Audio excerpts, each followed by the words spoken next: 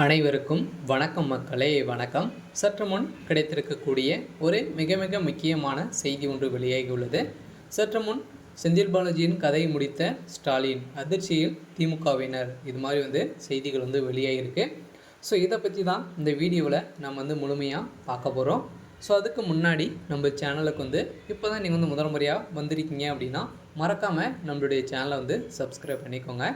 So வாங்க வீடியோக்குள்ளே போகலாம். ஸோ பார்த்தீங்கன்னா திமுக பார்த்தீங்கன்னா சமீப காலமாகவே நிறைய பிரச்சனைகள் போயிட்டு இருக்கு இல்லையா. ஸோ எங்கே பார்த்தாலும் ஊழல் நிறைந்த ஒரு ஆட்சியாக தான் பார்த்தீங்கன்னா மக்களிடையே பார்க்கப்படுற ஒரு ஆட்சியாக தான் திமுகவுடைய ஆட்சி நடந்துகிட்டு இருக்குது. அப்படின்ற மாதிரி எதிர்க்கட்சி தலைவர்களும் ஸோ நிறைய யூடியூப் சேனல்களும் பார்த்தீங்கன்னா விமர்சனங்கள் எழுப்பி வருகின்ற நிலையில் ஸோ இதன் அடிப்படையில் செந்தில் பாலாஜியின் கதையை பார்த்தீங்கன்னா முதல்வர் ஸ்டாலின் அவர்கள் முடித்ததாக ஒரு சம்பவங்கள் நடந்திருக்கு.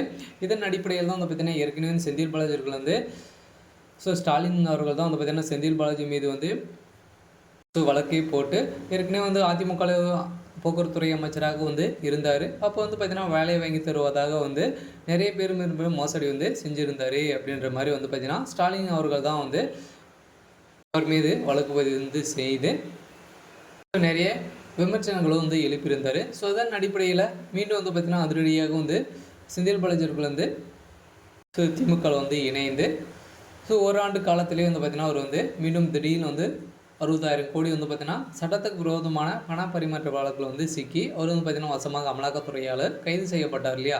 ஸோ அதை தொடர்ந்து தான் பார்த்தீங்கன்னா செந்தில் பாலாஜி அவர்களுக்கு பார்த்தீங்கன்னா 1.5 வருட காலமாக ஜாமீன் கொடுக்காம ஸோ நீதிமன்றம் பார்த்தீங்கன்னா தள்ளி போட்டு இருந்தாங்க. இதன் அடிப்படையில் மீண்டும் பார்த்தீங்கன்னா அதில் செந்தில் பாலாஜி அவர்களுக்கு ஸோ நிபந்தனை அடிப்படையில் ஜாமீன் கொடுத்துருக்காங்க.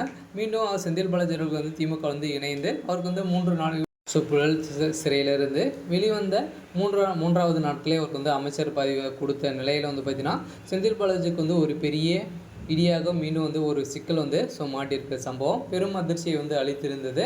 இருந்தாலும் பார்த்தீங்கன்னா முதல்வர் ஸ்டாலின் அவர்களுக்கு செந்தில் பாலாஜியில் நிறைய நெருக்கடிகள் ஸோ வந்ததாக கூறப்பட்டு வருகின்ற நிலையில் செந்தில் பாலாஜி அவர்களுக்கு பார்த்தீங்கன்னா ஸ்டாலின் அவர்கள் சப்ரேஷன் மூலமாக நிறைய ப்ரெஷர்களுக்கு ஸோ கொடுத்துருக்காங்க. ஒவ்வொரு வாரத்துக்கும் பார்த்தீங்கன்னா ஸோ 110 கோடிக்கும் மேலே நீங்கள் பணம் தரணும் அப்படின்ற மாதிரி பார்த்தீங்கன்னா சப்ரேஷன் ப்ரெஷர் கொடுத்துட்டு வருவதாக செய்திகள் வெளியேறிச்சு. இதன் அடிப்படையில் தான் செந்தில் பாலாஜி அவர்கள் பார்த்தீங்கன்னா வாக்குமூலம் கொடுக்க போகிறதாக ஒரு அதிர்ச்சியான தகவல் வெளியேறிய நிலையில் செந்தில் பாலாஜி அவர்கள் கதையை முடிக்கிறதுக்கான ஸோ அனைத்து ஏற்பாடுகளும் ஸோ முடிந்திருக்கு. திமுக பார்த்தீங்கன்னா தலைமையாக ஸோ போட்டிருக்கு. இதன் அடிப்படையில் தான் திமுக பார்த்தீங்கன்னா ஏற்கனவே புதிதாக இணைந்து இருக்கக்கூடிய அமைச்சர்கள் அனைவருமே பெரும் பீதி கிளம்பி வருவதாக ஒரு செய்திகள் வெளியே இருக்குது. இருந்தாலும் திமுக பார்த்தீங்கன்னா பெரிய பிரச்சனைகள் ஸோ போயிட்டு இருக்குது. இருந்தாலும் என்ன நடக்க போகுது அப்படின்றத ஸோ நான் வெயிட் பண்ணி பார்க்கலாம். ஸோ இது மாதிரி அரசியல் சார்ந்த நிகழ்வுகளை தெரிஞ்சுக்கணும் அப்படின்னா மறக்காமல் ஸோ நம்மளுடைய சேனலை சப்ஸ்கிரைப் பண்ணிக்கோங்க. தேங்க்யூ.